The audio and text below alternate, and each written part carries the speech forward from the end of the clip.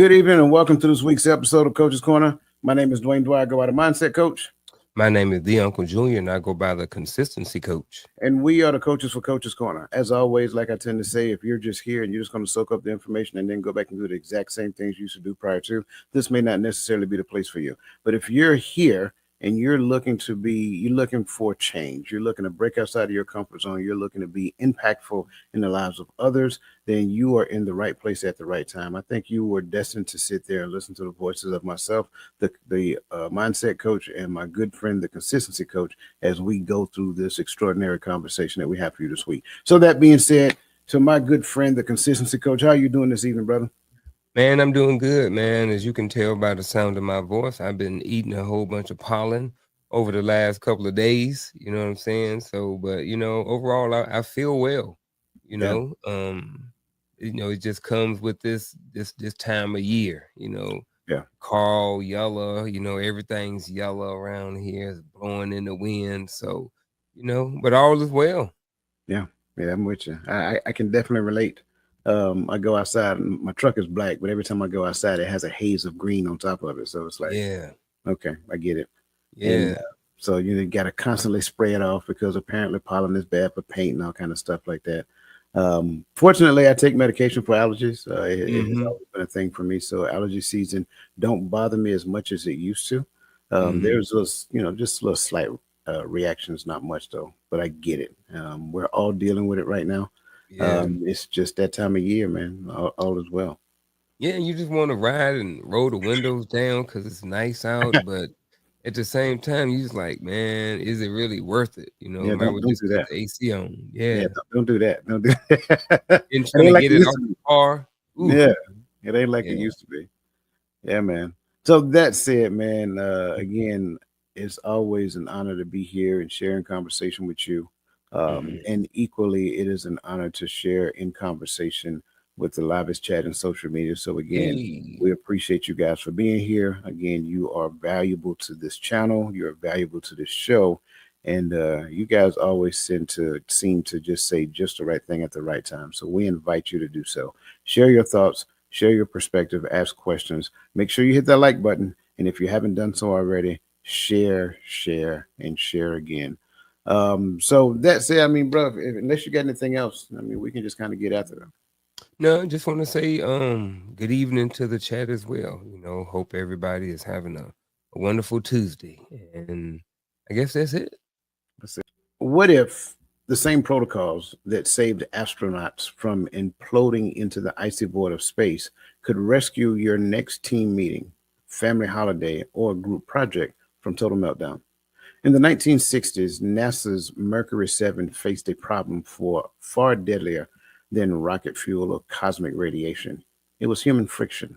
Crammed in tiny capsules with no escape, they risked mission failure, not from technical glitches, but from unchecked squabbles. Their solution? A radical system called structured venting, turning raw tension into rocket fuel for progress.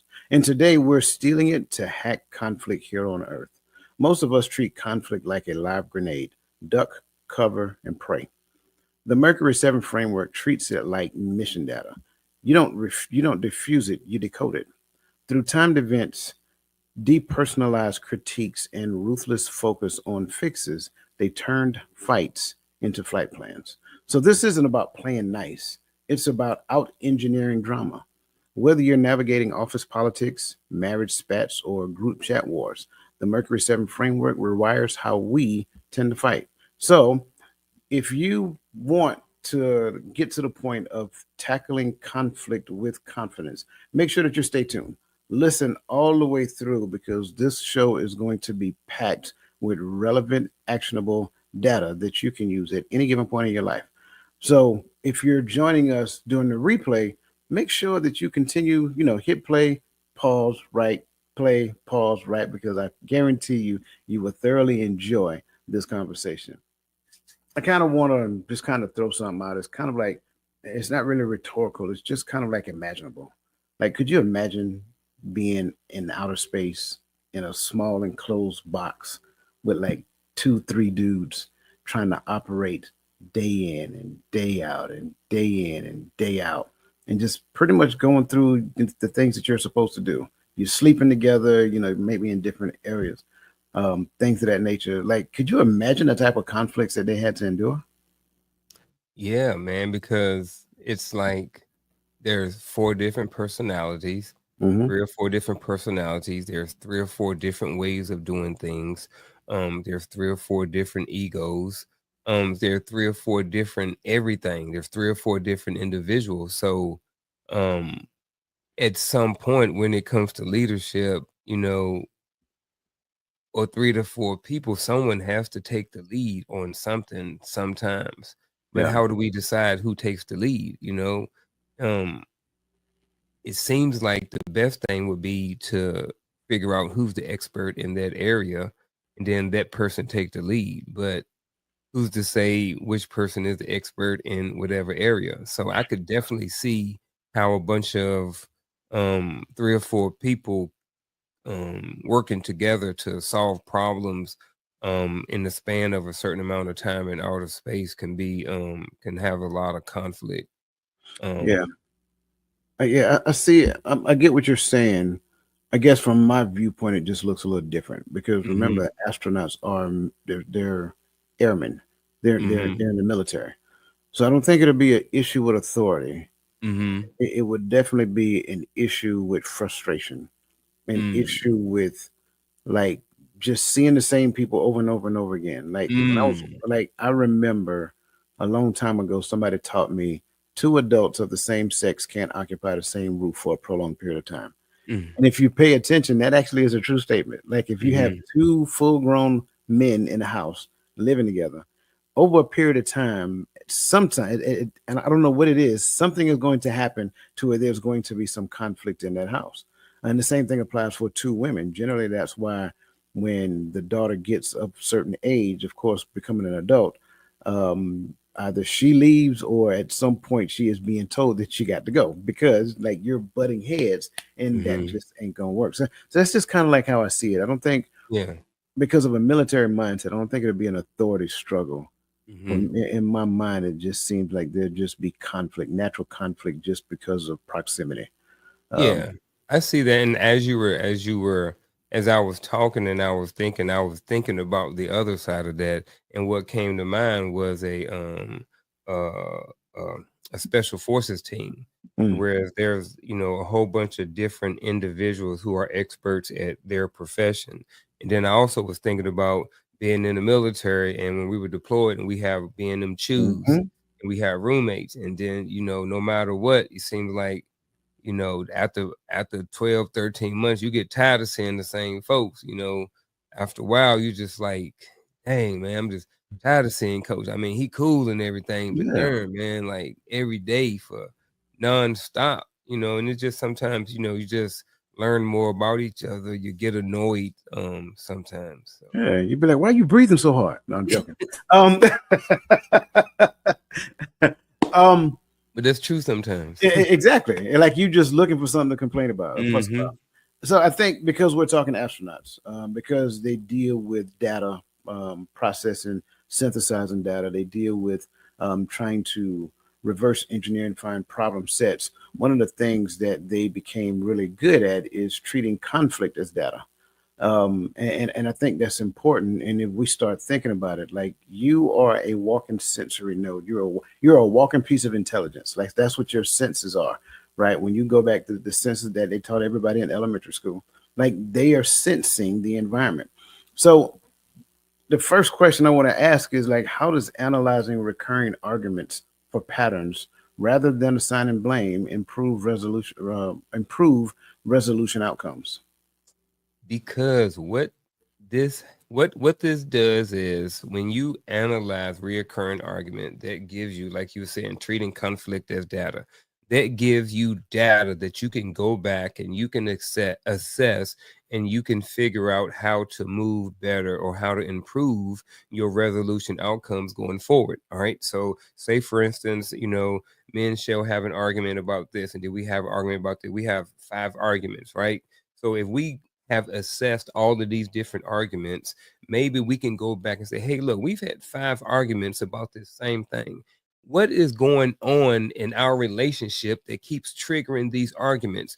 We can go back, we can assess it. Okay, well, were you in a certain mood? What time of day was it? You know, you can get as deep and as detailed as you want to get, especially if you are assessing and actually writing down or tracking the assessment that you're doing, whether it's individually or whether it's collectively together. But I think what you can do as you go and you look back and you analyze those five different arguments, or we go back and analyze those five different arguments, we should at some point come up with, say, hey, look, you know what, babe, this is probably the main cause of this. You know what I mean? So how do we come up with a plan to where we don't get to this point, to whereas we don't eventually have the argument or the altercation or whatever like that going forward. So that's kind of how I look at it. Yeah, I remember when we were in Iraq, we did pattern analysis. And pattern analysis allowed us to understand who did what at one particular point in time. What are their norms? Like, who do they talk to? You know, where did they spend the majority of the times with? And being able to look at those things, looking at the time they woke up in the morning, the time they, left the house, when they left the house, who did they go to, who was at that location, and things of that nature. And so it kind of helped us to understand the normal tendencies of the person. And when we got to the point of understanding the normal tendencies of the person, that kind of helped us understand the actions that we need to take as it pertained to certain patterns, when we wanted to do a certain thing, how we wanted to do a certain thing, and who it would include. I love the way that you articulated this as it pertains to relationships, because I think at the end of the day, this can work, but if both parties aren't on board with it, it won't work. Right? You can't by yourself say that I'm analyzing patterns of my spouse, but yet my spouse is not a part of the process. Like, we need to identify as a team, because that's who we are. We need to identify what are some of the things that we're looking for when we're doing pattern analysis. That also works definitely when we're talking about work in team settings. That definitely works when we're talking in community settings. Like, when we look at things that are handicapping us, that are setting us back, then let's look at some of the patterns that we actually have, some of the patterns that we have settled down in, and then analyze not only what those patterns look like, when they tend to happen, what are some of the triggers that cause it to happen, and like, what are some of the things that we can do to get to a not only ideal but sustainable outcome. I think that's the other part. I think sometimes people want an ideal outcome, but that ideal outcome isn't sustainable. So sustainability has to be a thing as well. You mentioned two things. You mentioned work, and then you mentioned like two people working together, and or having like both people have to be willing to work together. And I think, sometimes that can be challenging when you're in the work environment. Excuse me, because not everybody is of the same mindset that they're necessarily trying to problem solve and come to a better outcome. Some people are egotistical, or some people just may want their way, or some people may just be ignorant to the fact that there is a better way, of there is a better way. Um, and that's what's challenging sometimes. Can I tell you the truth? Yeah. It's easier to do it at work than it is at home, Mm, expound on that, please. because everybody at work know why they go to work. Now, Hmm. some of them primary reason might be the job. I mean, I'm sorry, it might be the paycheck. But at the end of the day, the team understands and recognizes that they're there for the team. And ideally, the team focuses on the vision and the core competency, not core competency, core values of the organization. The manager has a responsibility to ensure that they do as well. Also, the team tend to go through the stages of team development. So during the stages of team development, this is going to happen, storming. When they get the storming in the stages of team development, the manager's responsibility is to point them back to the reason why they're the team. Only when they cannot work out their own issues themselves. For a person who tends to focus more on self than what the team is put together for, that person is going to eventually end up looking for another job. Either they're going to quit or they're going to get fired. So it's easier to do it at work than it is at home because some, I actually have the, let's just say it like this. I actually have the letter of the law at my disposal. So either you get on board with the team so that we can work for the betterment of the company or go find another job. And if you don't want to go find another job, that's fine. I'll help you go find another job by relieving you of this one. So that's why I say it's easier to do it at work than it is at home because a lot of times, especially, hate to say it this way, especially in the current modern day mindset, both parties don't have the same viewpoint when it comes down to relationship. Mm. And because both parties don't have the same viewpoint, you don't have the letter of the law at your disposal in that relationship. You only have the level of patience that both of you have to work through said problem. And if you can't work through said problem, then what's the result? Get another job. That's what I keep saying. I say Yeah. it all the time, but I know a lot of people don't like to hear it that way. There Yeah. is really no difference between the two. It's Yeah. only different because we view it differently. But once the job actually gets right, and I say it that way, once the job gets right, it looks like the perfect relationship. Yeah. Once the relationship gets right, it looks like the perfect job. We just don't reduce it down to the job. But when you look at a relationship to where everybody in that relationship is working toward a common goal because we are one, you're operating like a fine-tuned machine, same as they do with the job.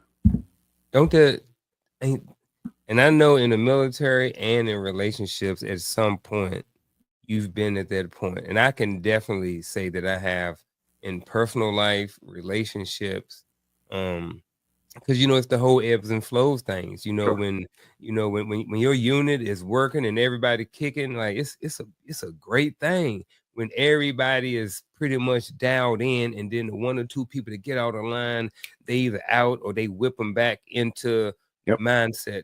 Sports is that's why I tell people like sports is a great way to see that. When you have one band, one sound. When Mhm. everybody is collectively together to all 11 people on the offense need to do what they need to do. Mhm. All 11 people on defense need to do what they need to do, and when everybody does it, it's great, and especially in the house. Yeah. Oh my goodness, Yeah. Absolutely. Everybody can't be the quarterback of the team. everybody can quarterback the house. Yeah. I mean, I didn't want to say it, but you did. Hey, Um, and I think when we look at it from that perspective, that means that we have to set the conditions for this mindset to exist. And in setting the conditions for this mindset to exist, that makes conflict resolution more of a thing of a system under more of a systemic nature than it is a reactive nature. So, what systemic changes would organizations need to adapt or adopt to institutionalize data-driven conflict resolution frameworks?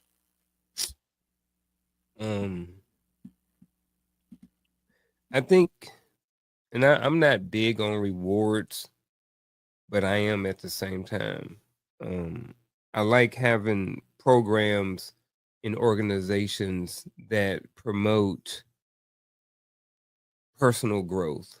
I think we do a lot of things together. We do a lot of team building, and it's mandatory, and everybody has to go. And some people want to go, and some people don't want to go.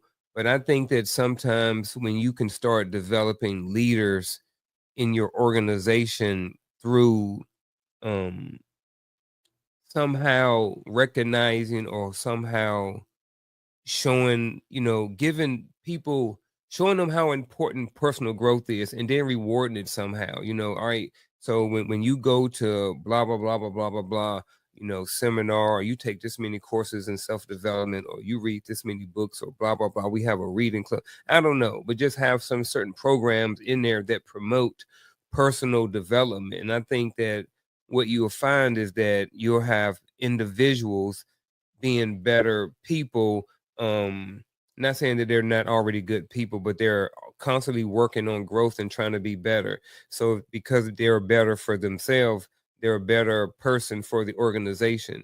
And I think that those things can be other people can gravitate toward those, or the other people can start adopting those, especially if they're rewarded in somehow to make people, maybe buy into it. But I like collectively doing things too, but I see a lot of that, and also see a lot of people having to go to those things and they really don't want to be there. So they're just there, and they're checked out. Oh well, we gotta do this training. I really don't want to be here. So I think somehow rewarding, the individual growth could be a good thing. Yeah, I would say in conjunction with that, because I'm gonna pull some things from what you said to add to what I'm saying. We need to have a common operating picture.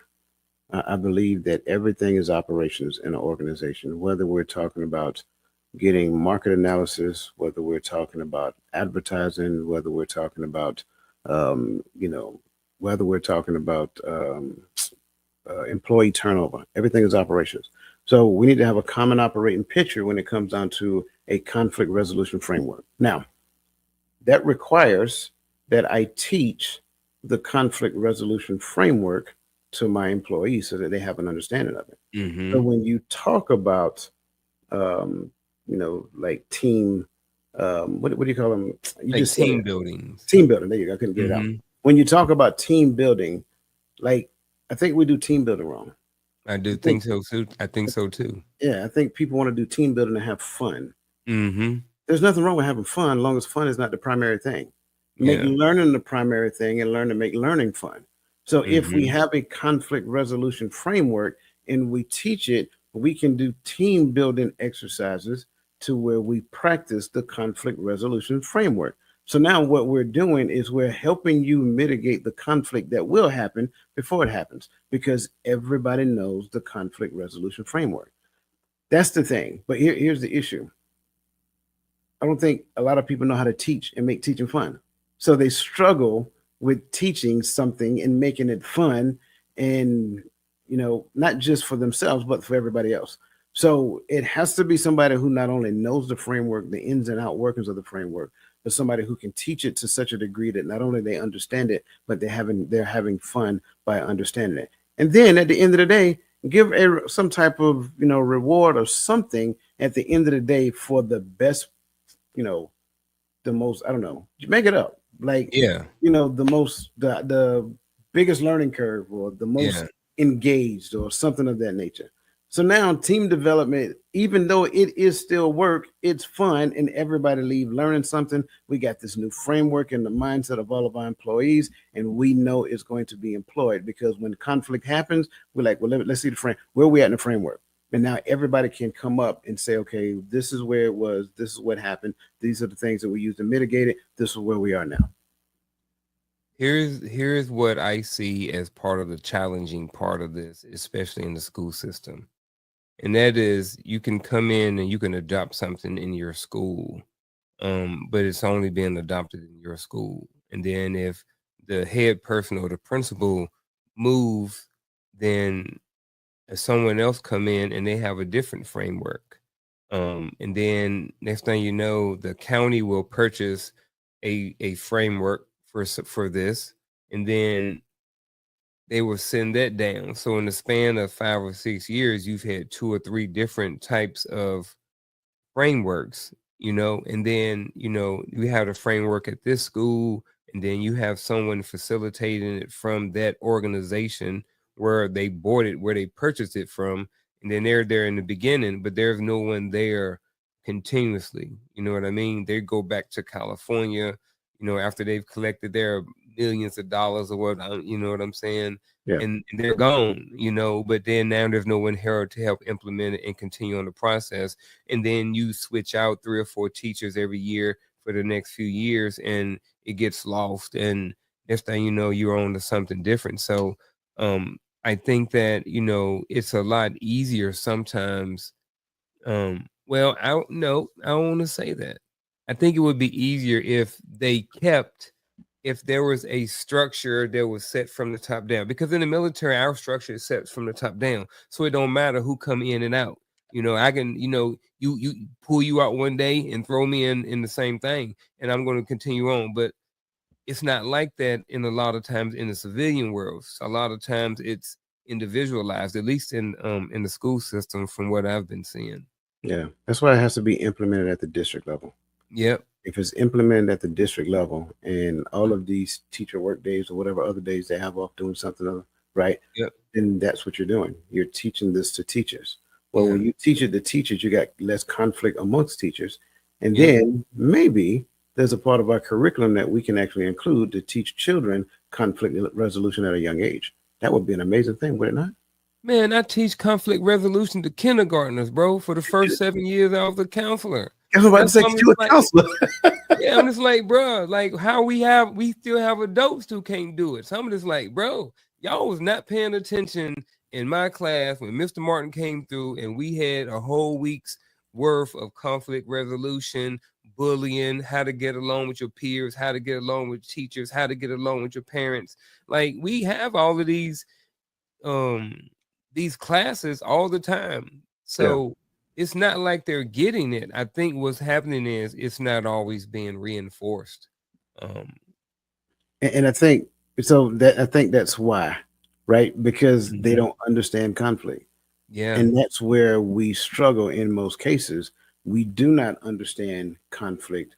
And so moving forward, because I want to kind of bring that to the table, Mhm. this is what we have to do. We have to help people to understand structured emotional reset techniques because there is this thing, this little itty bitty thing that sits in the center of your brain. And that's the thing that's responsible for the way that you respond to activity. Now, I want to kind of put this image up here first. I think I have it. Yep, there it is. So that image kind of helps you to understand it better. Notice where the amygdala sits as it pertains to the data that comes in through your eyes and is being processed through the visual thalamus and then going to your visual cortex because it must go through the amygdala before it goes down into the being, the person itself, and that's where the physiological response come from. And so in most cases what we don't necessarily know is that the amygdala is an almond-shaped cluster of neurons located deep in the temporal lobe of the brain, and it plays a central role in processing emotions, particularly fear and threat detection and survival responses. But when we start talking about amygdala activation, it literally refers to its heightened activity during emotionally charged situations, especially those perceived as dangerous, stressful, or uncertain. And so there are like 5 key points that we have to keep in mind when it comes down to amygdala activation. Number one is a fear threat response. And in the midst of a fear threat response, the amygdala acts as the brain's alarm system, triggering what we call fight or flight. And then next, number two, we have what is called emotional memory, which to me, I think is one of the biggest ones we have to talk about because when it comes down to emotional memory, I think that's where a lot of our past unresolved hurts find its way into the present day life, but it links memories to emotions. So recalling a traumatic event reactivates the amygdala's fear response. It's like putting something on the shelf because you had not thought about it in years. And then when you go back, it brings back all of those memories and the emotions that you felt back then are now experienced now. Number three is stress and conflict, right? So during arguments and high stressed interactions, the amygdala activation impairs logical thinking and escalates reaction, yelling, shouting, things of that nature. Number four is overriding logic, which is key. When activated, the amygdala hijacks the prefrontal cortex, which is ultimately responsible for reasoning and impulse control, leading to impulsive decisions. And last but not least is body connection. And literally, it activates physical symptoms like rapid heartbeat, sweating, and tense muscles during conflict. That, my friend, based upon what you just said, is the reason why they struggle and still have a hard time when it comes down to like dealing with conflict in our adult age. So even in the midst of that, I want to kind of inject this question because, again, all of these things, these 5 points that I talked about under amygdala response, is ultimately where a person is in the midst of that moment. So, why do controlled breathing patterns, kind of like a 4-4-6 sequence, reduce amygdala activation during heated moments? Man, I don't know, but I know it works, right? I know that I don't know what, and what I say when I say I don't know is mean I don't know the biology terms and the way to break it down biologically. I can speak from personal experience.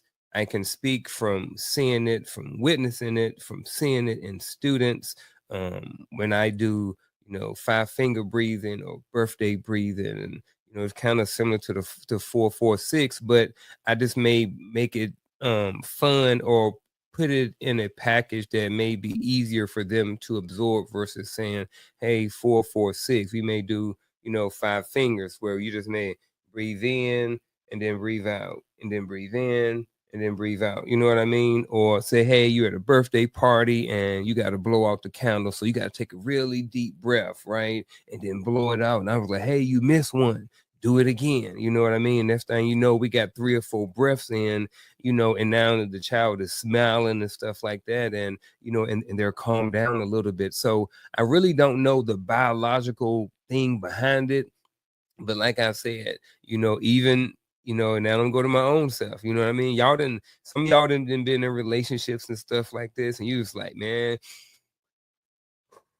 right? Everybody done been there. You hitting your hands or doing whatever it is you're doing. And so you can relate. Most of us can relate to, some sort of breathing or some sort of controlled breathing pattern when we are upset or when we are at a certain level of emotion. So like I said, man, I don't really know how to break it down the biological point. So I kind of went with, some examples of where I've experienced it in my life.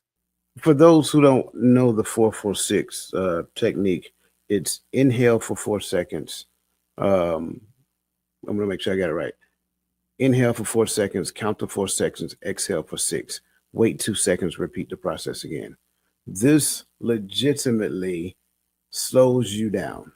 That's the whole concept behind it. When you have that rapid heartbeat, you're sweating, you like amped up, you ready to like you can't wait that they stop talking because I'm ready to respond. Don't do it because chances are you ain't heard a word they said. So breathe in for 4 seconds, hold it for 4 seconds, exhale for 6 seconds, wait 2 seconds, repeat the process. If you do this, I promise you, your heart rate will slow down. You'll probably stop sweating. You'll probably start cooling off and all that other great stuff. And then you'll respond in a different manner. You may have to ask them to repeat what they said before because you ain't heard nothing. Like you didn't process one thing they said because you was already on 10 and you was just waiting on them to stop because you're going to give it to them.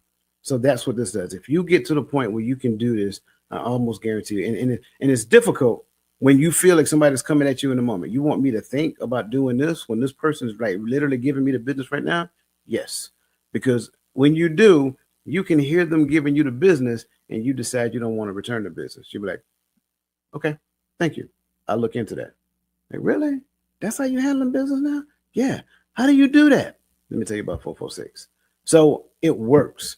It literally slows you down. It is literally mindfulness at work in the midst of conflict resolution. The first place to resolve conflict is within self. That's where, listen, I can't stress this enough. Whatever external conflict that you're experiencing, it's a conflict to you because of an internal conflict. So resolve the internal conflict first. Then you can deal with the external conflict. But if you can't resolve the internal conflict, that internal conflict will now have you be conflicted with the conflict. I'm not joking. I'm not, wordplay, but I'm just saying.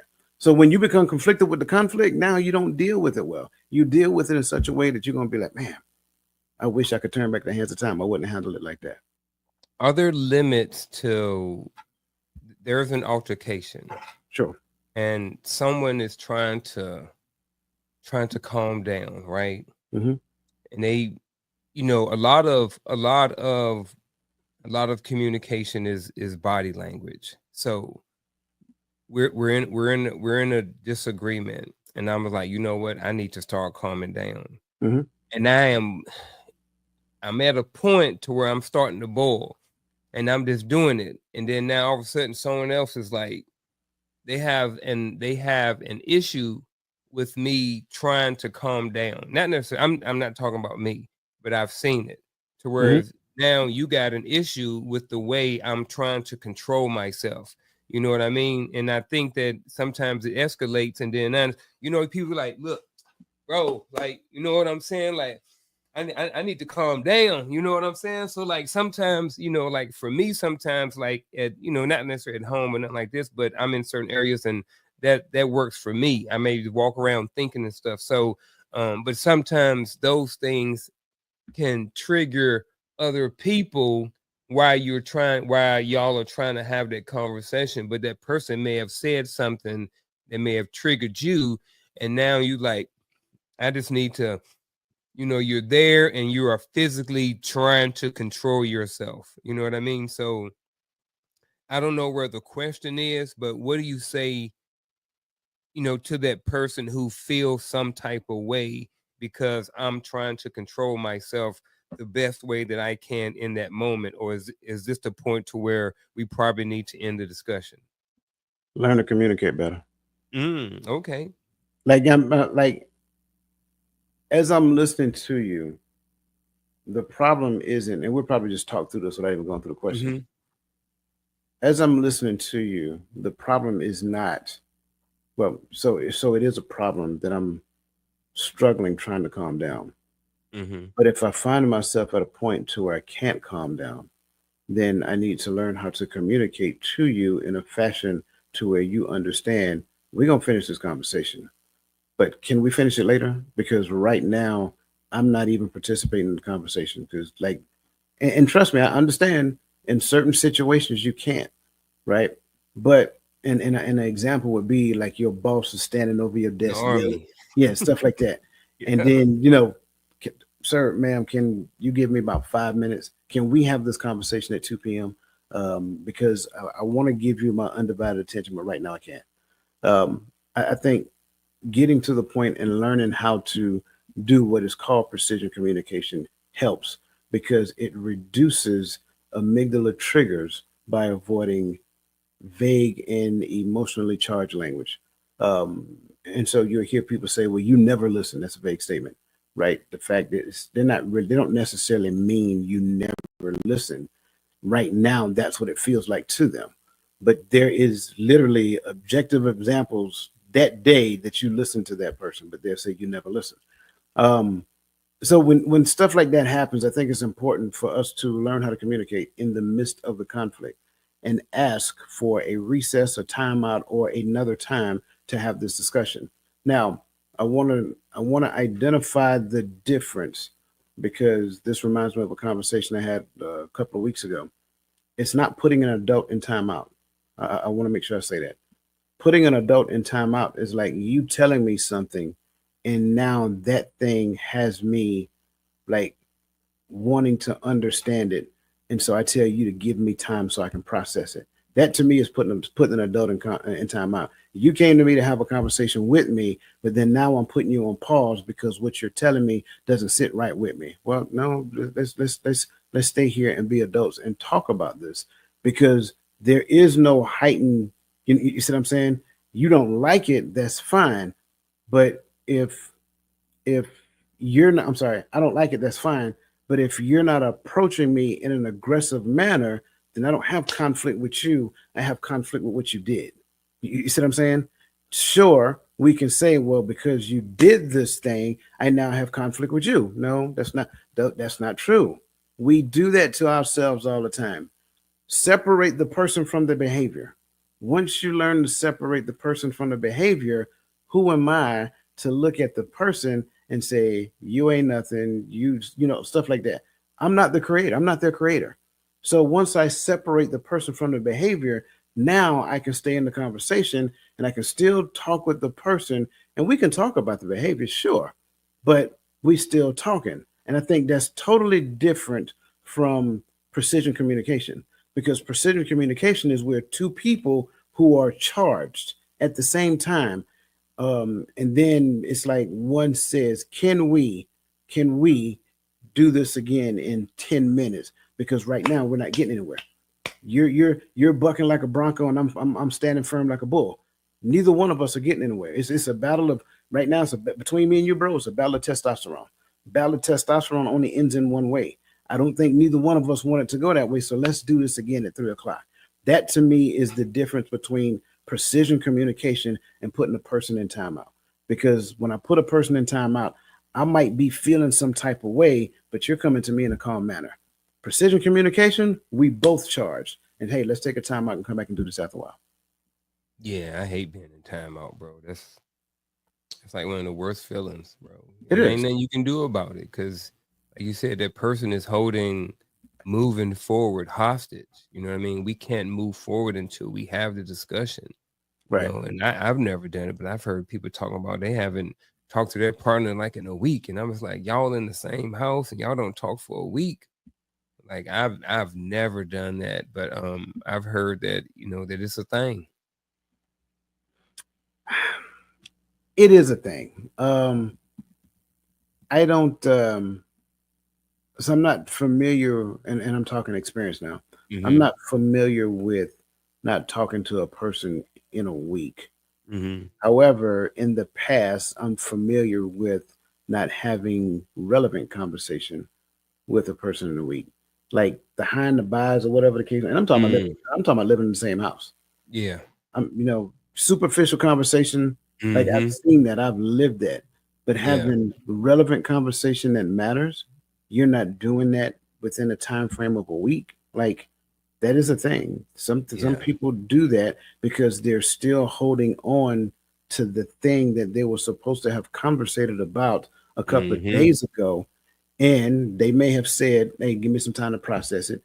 And because they're processing it, they go and they think about it, and they're thinking about it, and they're adding these different variables to it. Then they come back to you with the questions about the variables. Like, Mm-hmm. no, where did that come from? So yeah, Mm-hmm. I've seen that. Yeah. That's a very Yeah. scary thing. Very I scary get thing. that one. Yeah, time is running along. So I kind of want to give a couple of techniques. Right, we talked about the breathing 4-4-6 technique. It's really like it's like a second reboot. It's like doing the, I gotta say it. It's like doing a restart on your computer, if you will, to kind of get everything back operating properly. We talked about precision communication, but then there's a third one called telemetry, right? Um, telemetry, whoever you from, I say telemetry, right? Which is the process of recording and transmitting the readings of an instrument. So, what does that look like? That looks like in the midst of, like, we make the agreement early on, right? Say, hey, when we are at odds, I need for you to tell me what you see when you see me. And then I'll do the same thing for you. So now we have that agreement. So now, in the midst of arguing, whatever the case may be, or discussing or whatever, we don't do it right down. Oh, that's what you do? Write this down. No, don't do that. Right? Just recall what you see and then capture it later. You know what I'm saying? And don't say, well, on December 12th at 10 p.m., don't do that. Like, just give a kind of like, not an, don't analyze it. Just share the observation. I can tell when you get upset because you start stuttering. When you start stuttering, I know it's going to be a long conversation at that point. They're like, really? Yep. So now that person knows that when I stutter, when they hear themselves stutter, that's automatically a trigger now based upon what they heard their partner say for them to scan themselves. That's really what all of this is trying to get you to do, is to scan yourself. So the 4-4-6 breathing is really a thing that you do to calm yourself. Precision communication is what you do when you realize that we're not going nowhere, and conflict telemetry helps you to scan yourself. So I just kind of wanted to put that out, um, because ultimately we got to get to the point of regulated expression protocols. Now, um, I do want to share something. Well, I'll tell you what. Let me just do this. Let me just do this first. What psychological benefits do structured, and they don't call them gripe sessions. I had to change the word behind it. And I tell you where it came from. What psychological benefits do structured gripe sessions offer that casual venting lacks, and how do they prevent resentment? I think that having a structure for most things is is is is a good thing. I think when you going casually and you going willy nilly, like we've all been in those meetings at work, and they've been like, "Hey, we're gonna have conversations about this," or we just having a certain meeting. Someone will bring up one thing, and then all of a sudden, everybody is venting and griping and talking about their complaints and stuff like this, and then it turned to a big old complaint session. And I think so. I think that when you have casual venting, I think that I think that I think one of the things you can do, you can kind of look at it when people are sharing things in the office and you're just venting. You know what I mean? I think what that does, it doesn't. What's the words that I'm trying to use? It has the potential to be a negative thing.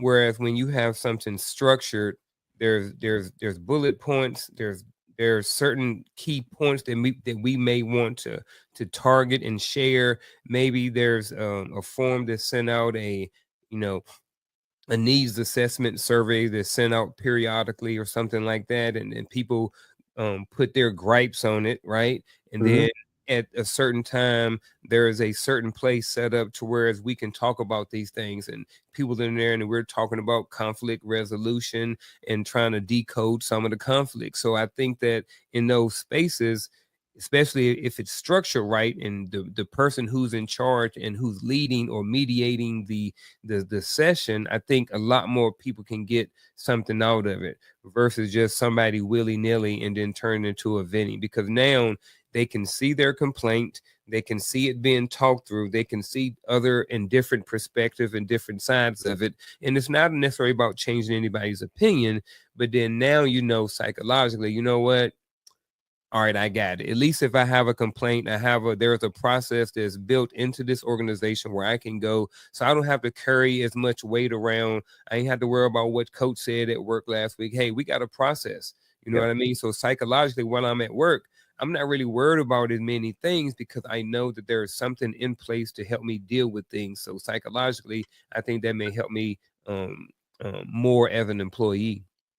Yeah, I like that. The Army has a real good one that is taught and used a lot, um, and it is a thing for improvement. And what I would say, well, let me just give what the Army, how the Army uses it.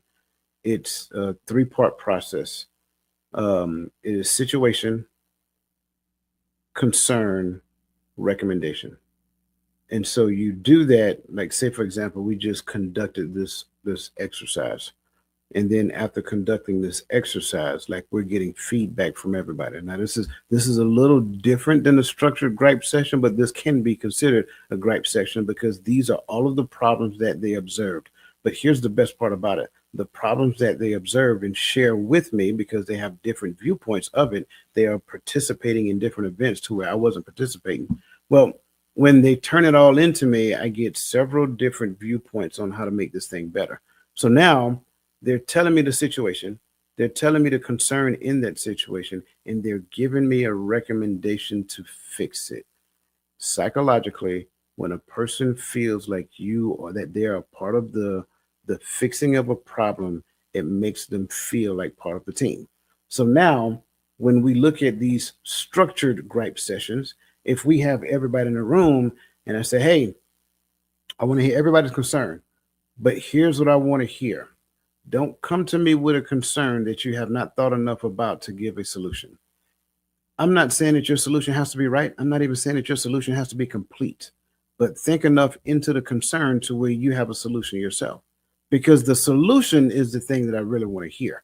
And from that standpoint, what you will find, I'm telling you, not only will they vent, boy, will they vent, but now I just told you, if you have not thought enough about the thing that you're venting about, don't vent about it because it may just be how you feel. But now you think into it and you come up with a solution. maybe we can do this. Okay, great. Now we're fixing the problem. And from a psychological standpoint, what you'll find is I think the team will come together in a more better and more holistic fashion. And I also think that when it comes to venting, people are not necessarily looking for a response. You know, they're not necessarily looking for a fix. They're just looking to download. Whereas I think when you have a gripe session, or especially structured, people are generally looking for some sort of solution. Right. And I think that may be a little bit of difference between the two. Because people come in, they be like, "Oh man, let me tell you this," and they go yada yada yada yada yada. Like they really a lot of times are just being emotional, which is nothing wrong with that. And they're just trying to be expressive because I vent. I Yeah. think that venting is good. I think there's a time and place for venting. Hmm. But casual venting, especially in the office, can be very damaging. And I think at home, I think it can be a good thing, but I also think it could be damaging at the home too. Like, you know, if you're the one coming home always venting, always have a whole bunch of stuff going on, you know, I think that it's good to have someone to vent to, but I think that we need to make sure that we're being respectful and really understand the relationship we have with the person that we're venting to as well, because Yeah. everybody don't want to be vented to. A lot of people got enough stuff on their plate, and they don't always want to be vented to. So, Absolutely. Absolutely. And I think this is a good place to bring this to the conversation amen. because the Mercury 7 framework is a conflict resolution strategy inspired by the original NASA Mercury 7 astronauts who pioneered protocols to manage stress and friction in high stakes environments. And the way it works is that structured venting sessions were like the astronauts were mandated weekly 15-minute what they call B sessions. Y'all know what the B stand for, don't act like you don't know. 15-minute B sessions where grievances could be aired without interruptions or any rebuttals. Um, and the notion is that the venting had to be controlled. So there were time parameters set that were designed to prevent resentment from festering and ensured issues were addressed before they escalated. Number two, no personal attacks, right? Criticism was directed at the action or the system, not the individual.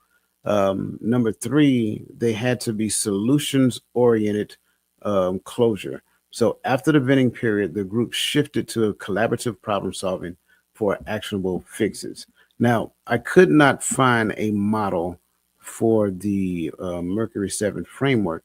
However, I found the McKinsey 7 framework, and the McKinsey 7 framework is used for organizational change, but it literally mirrors a lot of what they were talking about.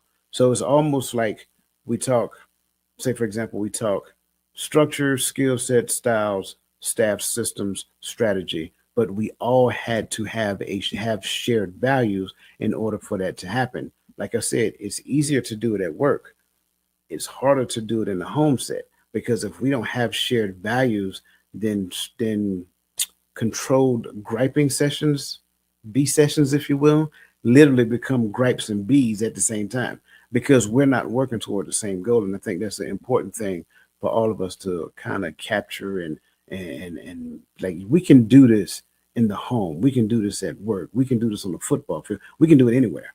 But the thing is that a lot of us don't know these things exist, so we just kind of revert to our more primitive forms of problem solving, which always leads to fisticuffs, right? Um, Last one, and then I Yeah. think we can kind of jump into problem solve, get up into true and false. Repairing trustworthiness systematically. Now, I mean, sounds really good. Sounds really good. But I got to ask, how does methodically identifying communication glitches versus personal faults rebuild fractured trust? So are you talking about in myself or you talking about in somebody else? Yes. All right. So I can't control anybody else. So I'm going to make this personal. So how does methodically identifying communication glitches in myself rebuild fractured trust. Like I said, I am only responsible for me. I can't control anybody else. If I am constantly working and growing on myself, and I am identifying um, gaps in who I am or things that can make me be better. We're constantly growing, constantly evolving, constantly trying to be better people. So if I can identify some of these things in my communication that is causing issues or causing, maybe me not having certain types of the relationships that I want, if I can identify these things, then I can make adjustments. You know what I mean? I can read some books. Okay. So in my communication glitch, it is, let's say for instance, I am constantly interrupting people while they speak. Right. So maybe what I need to do is I need to go get me a book, watch some podcasts, learn some information on um, what I can do to adjust me interrupting people while they're talking, and then maybe even go a little bit deeper. Maybe I hire somebody because maybe it's psychological, maybe it's something that I don't know. Maybe even after reading all these books and watching these podcasts, is something that's still there. You know what I mean? I'm still doing it. So now at some point I need to get to the why.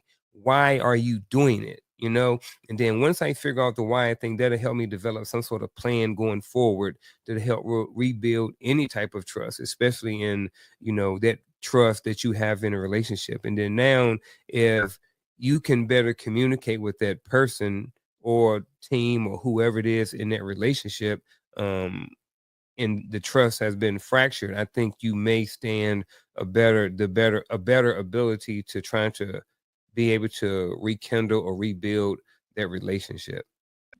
Yeah, I definitely agree with all of that, and I'm gonna keep my answers simple here.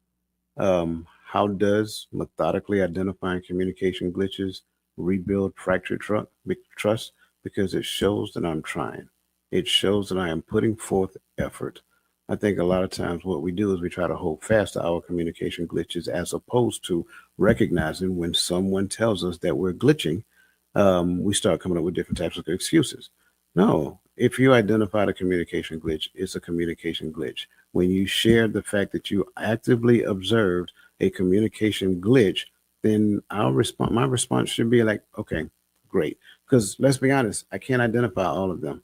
So when that happens, I have to show that I'm open, I'm hearing, I'm receiving. Now I am observing based upon what you shared with me that you saw. And so in the midst of doing that, now I have a responsibility to do something about it. Like my brother C Squared just said. So real quick, because we're getting close to our time, we greatly appreciate everybody here. Again, I hope this information is valuable. Again, if you have not hit the like button, go ahead and hit the like button. If you have not shared, it might be a little too late to share, but have them go back and look at the replay, because I guarantee you they're going to want to listen to this one over and over again. So let's get into some true false here. First and foremost, conflict resolution improves when disagreements are treated as impersonal patterns to analyze rather than moral failures. So everything in me wants to say yes, wants to say true. However, I don't think it's an absolute.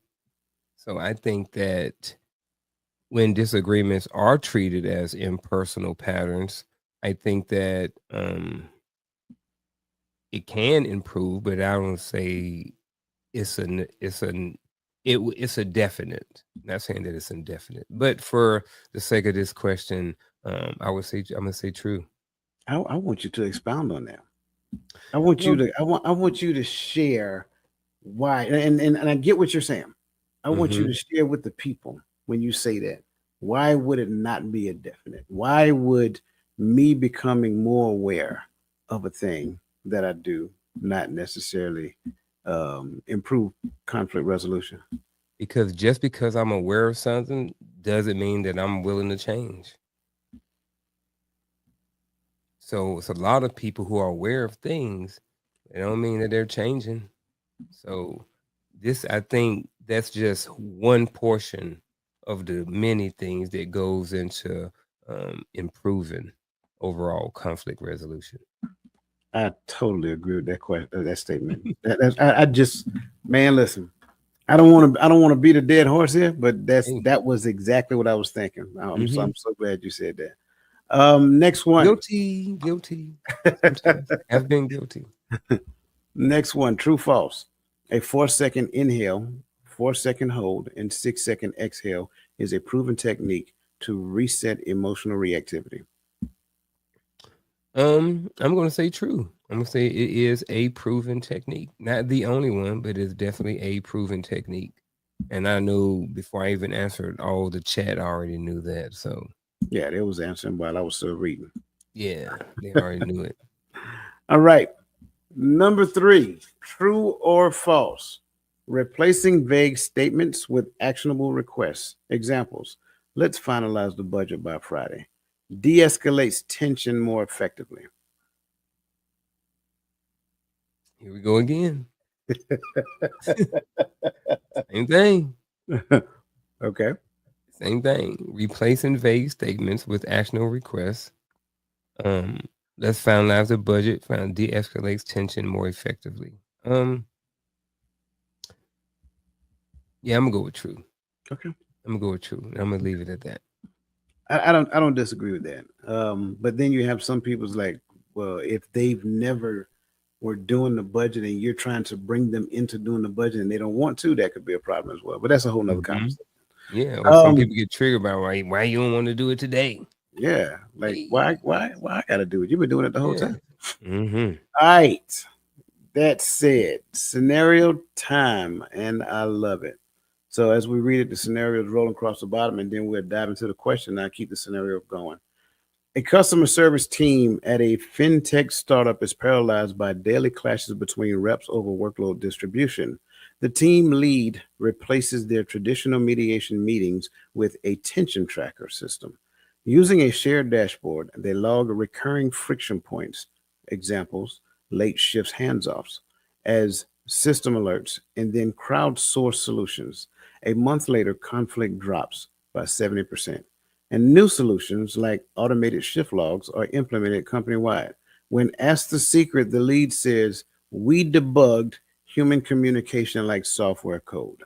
So, that said, the first question that I have in relation, what strategy involves logging recurring conflicts as objective alerts to remove blame? I ask again, which strategy involves logging recurring conflicts as objective system alerts to remove blame? Is it A, crowdsource polling? Is it B, tension tracking? Is it C, emotional analytics? And is it D, mandated mediation? I'm read them again. A, crowdsource polling. B, tension tracking. C, emotional analytics. And D, mandated mediation. You're muted. I'm going with B. Bravo. Okay. B, bravo, it is. Very good. So if you guys, Hey. you're all over it. All right. Question number two. Which principle aligns with reframing complaints like "you're always late" into alerts overlapping shifts? Again, which principle aligns with reframing complaints like "you're always late" into alerts overlapping shifts? Is it A, structured venting frameworks? Is it B, precision communication? Is it C, emotional reset protocol? Is it D, trust autopsies? I say again, is it A, structured venting frameworks? B, precision communication? C, emotional reset protocols? Or D, trust autopsies? No, it's be a recurring thing. Since you said the B word earlier, I'm gonna go with B again. All right, B it is, precision B it communication. is. Wait, I was supposed to take that down. I was supposed to take that one down. All right, last one for the day. Controlled breathing techniques, 446 sequences, primarily target which parts of the brain? And I'm gonna do it. I'm gonna keep reading this slow. So if you want to type it out, go ahead and type it out. Controlled breathing techniques, 446 sequence, primarily target which part of the brain? Is it A, the hippocampus, B, amygdala, C, cerebellum, D, occipital lobe? I say again, A, hippocampus, B, amygdala, C, cerebellum, or D, occipital lobe? Shout out to the water boy. E, the medulla oblongata. Wow. I said it right. Medulla oblongata. You did D. you did say medulla oblongata. You know, I didn't realize all of the answers would be. That's B. interesting. Yeah, it was a B thing today. It was a B thing. Before I got on, man, there was some bees outside. I mean, it just kind of goes along with the pollen, man. Hey, bam. Ooh, another B word. Bam. All right. Listen, man, greatly appreciate this. Yeah, but man. as always, that brings us to this point where we have our actionable advice.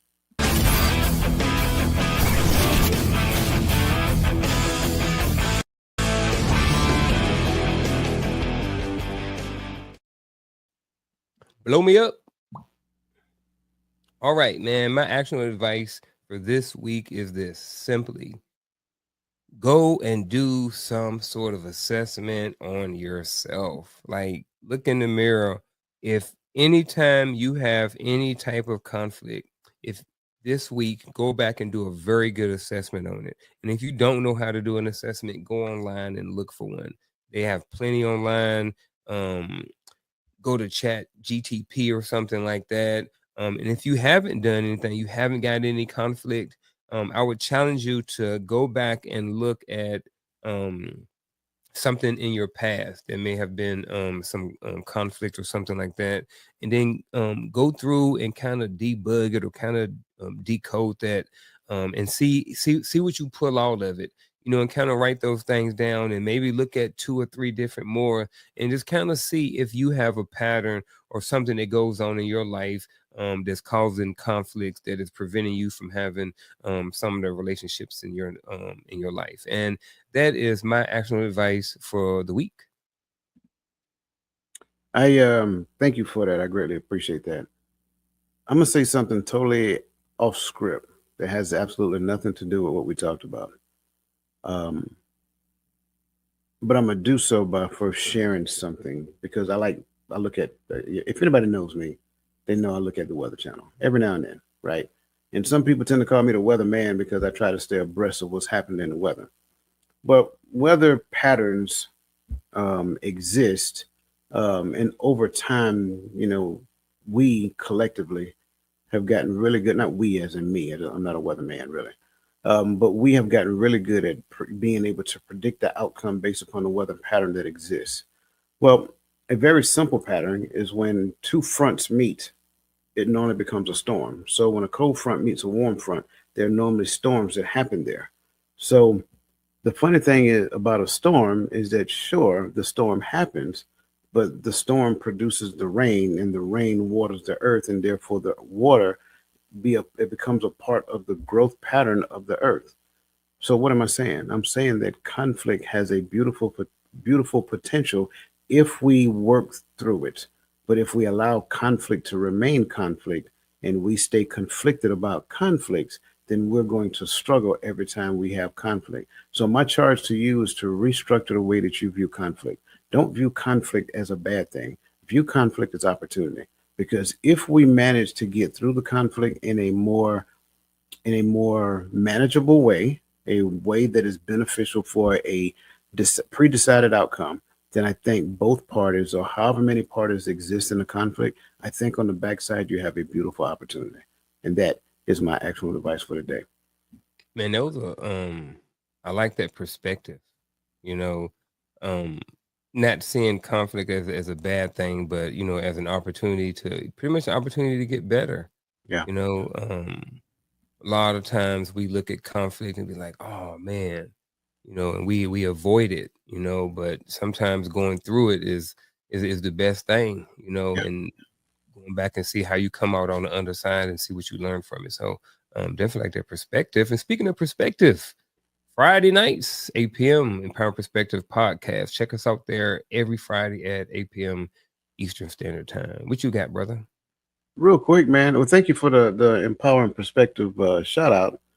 Make sure that we tap into the Hearts of Men on Friday nights, and should be the Hearts of Women coming up here soon on the third weekend or the third Saturday of every month, and reframing the image of relationships on the fourth Saturday of every month as well. Lastly, check the link, check the notes. The new online store should be up and running. And yeah, you got some of everything in there. You name it, not just swag, but some of everything in there. Trying to turn in, trying to I'm trying to take people from the TikTok shop, man. Y'all leave that stuff alone. Come on, chop it. Yeah. You know what I'm Talking saying? about That's all I got, swag, man. Get some swag. swagalicious. Get some swag. All right, man. Listen, on behalf of myself, the mindset coach, and my good friend, the consistency coach, as always, it's an honor to be able to share in conversation with you guys. And listen, continue to let the best version of yourself be a blessing to somebody else. We will see you guys again next week. We are